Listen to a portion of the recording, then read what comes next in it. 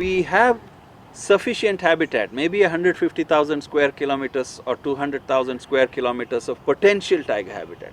If all of it is managed perfectly for tigers and tigers are packed to saturation densities, we can still have 10 to 15,000 tigers in India. There's room for that. But actually at the moment we probably have 1500 or 2000 or something in that region. So although tigers are in trouble, there is still room for having more tigers in India.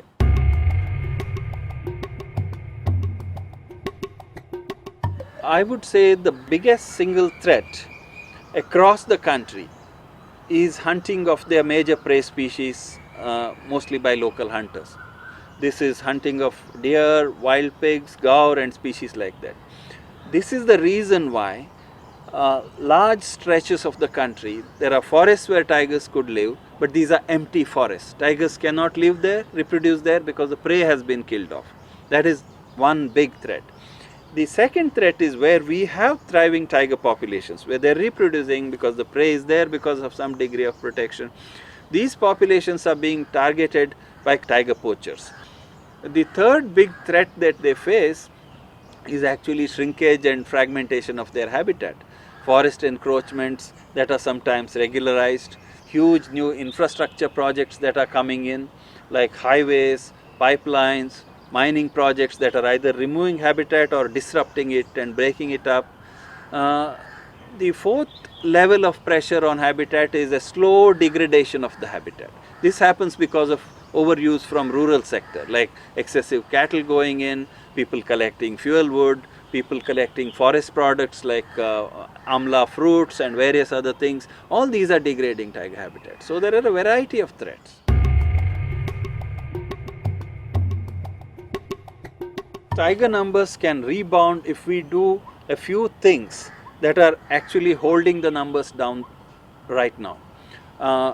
The first most important thing is the level of protection of prey species and tigers by means of active patrolling, aggressive protection of nature reserves and reserve forests has to be stepped up.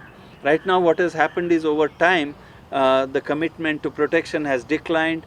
The forest management forces are mostly interested in doing eco-development and all sorts of manipulation of the habitat. Focus on protection has to be brought back. That is number one. That will reduce hunting and automatically allow tigers to come back.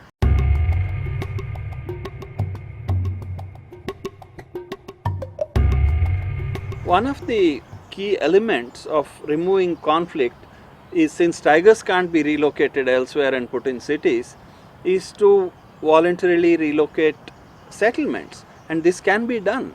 Oftentimes it's not been done fairly. There are many cases of it being done in a way that's unfair to people, but there are also very good examples, like in Badra Tiger Reserve. 450 families were moved out, they are settled elsewhere and they are doing very well, and the habitat and the tigers have come back and the conflict has gone away. So this is a very powerful strategy if it can be made to work.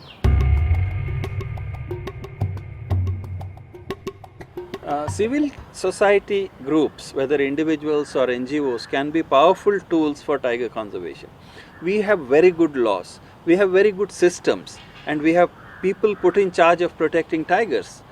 The problem is they are not delivering in many cases. Civil society groups can put a lot of pressure using the media, using legal mechanisms, just making noise, approaching public representatives, approaching religious leaders, all of who have huge influence on the society. So their role is in pressurizing the system to deliver on protection and key elements of keeping the land intact.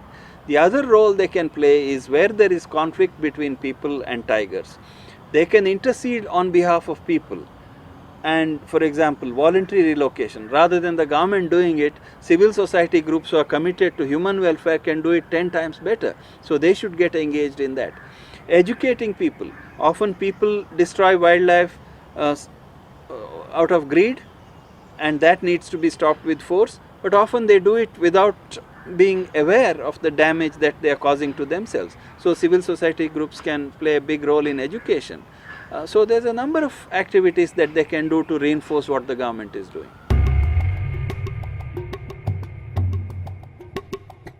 When you protect a tiger in the wild, it's not like keeping a tiger in a cage and feeding it meat.